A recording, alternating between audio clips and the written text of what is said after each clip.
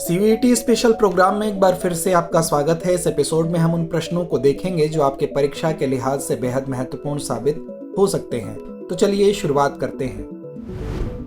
पहला प्रश्न है, भारतीय संविधान का कौन सा अनुच्छेद सर्वोच्च न्यायालय को अपने स्वयं के निर्णयों या आदेशों की समीक्षा करने का अधिकार देता है? विकल्प ए अनुच्छेद 138, विकल्प बी अनुच्छेद 135, विकल्प सी अनुच्छेद 136 या विकल्प डी अनुच्छेद 137। तो इसका सही उत्तर है विकल्प डी अनुच्छेद 137।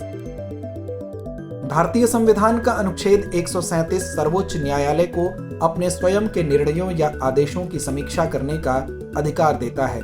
विशेष रूप से अनुच्छेद 137 में कहा गया है, भारत के सर्वोच्च न्यायालय को अपने द्वारा सुनाए गए किसी भी निर्णय या दिए गए आदेश की समीक्षा करने का अधिकार होगा। दूसरा प्रश्न है, निम्नलिखित में से किस तत्व की संयोजकता परिवर्तनशील है? विकल्प ए लोहा, विकल्प बी सोडियम, विकल्प सी सल्फर या विकल्प डी मैग्नीशियम। तो इसका सही उत्तर है विकल्प ए लोहा। किसी तत्व की संयोजकता वह बंधों की संख्या है जो वह अन्य तत्वों के साथ बना सकता है। लोहे की संयोजकता 2 से 6 तक भिन्न हो सकती है, जिसमें संयोजकता 2 Fe2+ और 3 Fe3+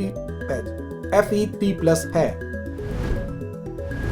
अगला प्रश्न है, राउत नाच निम्नलिखित में से किस राज्य में प्रसिद्ध है? विकल्प ए पंजाब, विकल्प बी छत्तीसगढ़, विकल्प सी गुजरात, विकल्प डी असम। तो इसका सही जवाब है विकल्प बी छत्तीसगढ़। राउत नाच छत्तीसगढ़ के बस्तर क्षेत्र में उत्पन्न एक प्रसिद्ध लोक नृत्य है। यह छत्तीसगढ़ में राउत गड़रिया समुदाय द्वारा किया जाने वाला एक आदिवासी नृत्य है।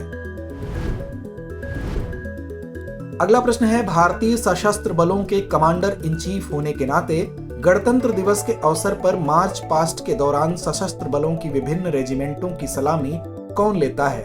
विकल्प ए भारत के रक्षा मंत्री, विकल्प बी भारत के प्रधानमंत्री, विकल्प सी भारत के गृह मंत्री या विकल्प डी भारत के राष्ट्रपति। तो इसका सही जवाब है विकल्प डी भारत के राष्ट्रपति।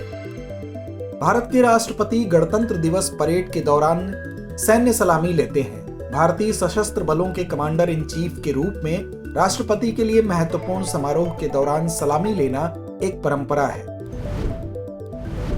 अगला प्रश्न है, प्रसिद्ध कवि और नाटककार राजशेखर किस प्रतिहार राजा के दरबार में दरबारी कवि थे? विकल्प ए रामभद्र, विकल्प बी राजपाल, विकल्प सी महेंद्रपाल या विकल्प डी देवपाल। तो इसका सही जवाब है विकल्प सी महेंद्रपाल। राजशेखर महेंद्रपाल के आध्यात्मिक गुरु उपाध्याय थे, जिन्हें निर्भय नरेंद्र के नाम से भी जाना जाता था, जो प्रतिहार वंश के एक प्रमुख शासक थे। अगला प्रश्न है, माइकल फैराडे नामक एक अंग्रेजी वैज्ञानिक ने किस वर्ष प्रकाश देने वाली गैस बेंजीन की खोज की थी? विकल्प ए 1820, विकल्प बी 1827, विकल्प सी 1825 या विकल्प डी 1822। तो इसका सही जवाब है विकल्प सी 1825।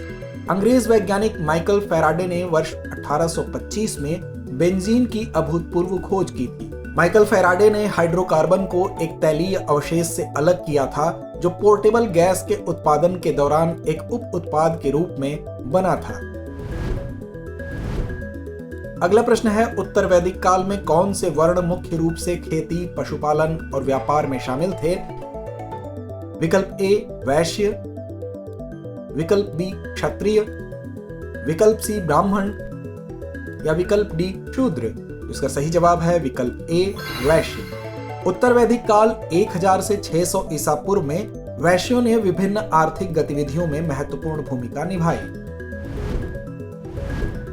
अगला प्रश्न है, डीपी धर द्वारा कौन सी पंचवर्षीय योजना तैयार और शुरू की गई थी?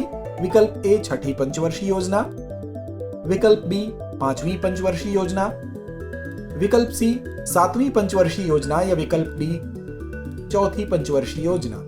तो इसका सही उत्तर है विकल्प बी 5वीं पंचवर्षीय योजना।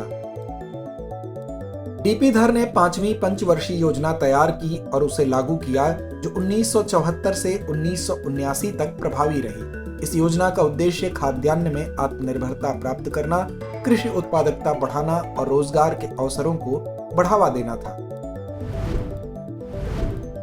अगला प्रश्न है, संयुक्त राष्ट्र पर्यावरण कार्यक्रम UNEP का मुख्यालय कहाँ स्थित है? विकल्प ए नैरोबी केन्या, विकल्प बी जेनेवा स्विट्जरलैंड, विकल्प सी न्यूयॉर्क USA या विकल्प डी पेरिस फ्रांस। तो इसका सही जवाब है विकल्प ए नैरोबी केन्या। संयुक्त राष्ट्र पर्यावरण कार्यक्रम यानी UNEP का मुख्यालय नैरोबी केन्या में स्थित है। UNEP एक अग्रणी वैश्विक पर्यावरण प्राधिकरण है जो वैश्विक पर्यावरण एजेंडा निर्धारित करता है और सतत विकास को बढ़ावा देता है।